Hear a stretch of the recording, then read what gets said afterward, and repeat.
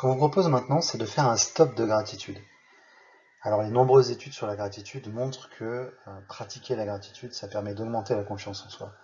Ça permet de réduire le stress, l'épuisement professionnel. Ça permet aussi de gagner en empathie, c'est-à-dire de gagner finalement dans sa relation avec les autres. Et puis, ça permet de mieux dormir, et c'est important en ces temps de confinement de pouvoir mieux dormir. Alors, tout simplement, euh, Et du coup, après chaque moment important de votre journée, on vous invite à faire ce stop de gratitude pour vous remplir de sérénité et de force.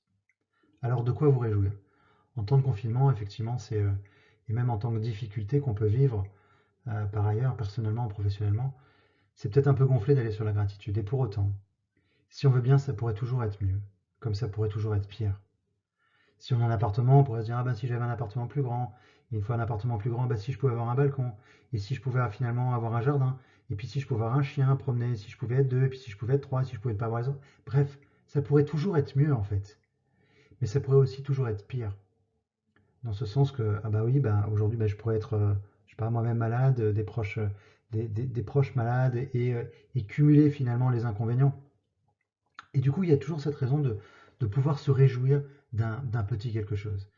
Si je vous demande là de porter votre attention sur ce qui est bleu dans votre pièce, ok, euh, ok, recherchez le bleu, donc le bleu au-dessus de vous, au-dessous, derrière vous, n'importe où il y a du bleu dans votre pièce, ok.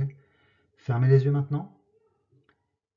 Vous pouvez me dire qu'est-ce qui est rouge dans votre pièce? Voilà. Normalement, vous avez des difficultés, tout simplement parce que vous avez focalisé sur le bleu. Et je vous remercie d'avoir suivi la consigne. Du coup, il y a cette idée que le rouge a toujours coexisté avec le bleu finalement, mais vous n'avez pas vu le rouge parce que vous étiez focalisé sur le bleu. Et la gratitude, le stop de gratitude, c'est ça. C'est de se rendre compte que finalement, il y a du beau aussi dans ma vie. Et finalement, il y a des choses qui fonctionnent bien. Alors, de quoi vous réjouir, c'est assez simple. Il y a de ce que vous avez appris de nouveau. Et ce temps de confinement est particulièrement intéressant pour ça, pour se dire, bah tiens, j'ai peut-être des livres à lire, j'ai peut-être des articles de journaux. Ça fait très longtemps que c'est empilé et que j'avais envie de les lire. Et ben, c'est l'occasion. Vous pouvez vous enrichir des autres, évidemment, de ce que les autres vous ont enrichi, que ce soit personnellement ou professionnellement. Des petits plaisirs que vous avez eus dans votre journée, de ce qui vous a fait plaisir. Des choses toutes bêtes, hein, de ce que vous avez réussi à faire. Et là, on vous invite également à vous dire, bah, tiens, à la fin de ce confinement, comment je vais faire pour être fier de moi? Qu'est-ce que je vais faire pour être fier de moi à la fin de ce confinement?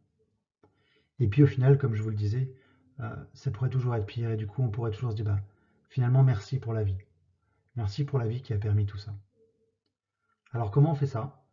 Très simplement, on se met dans un endroit calme, et on prend 5 vraies minutes avec soi.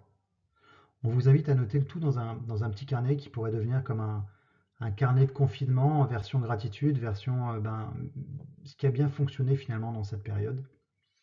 Et puis de vraiment dire merci pour ce que la vie vous propose dans votre journée.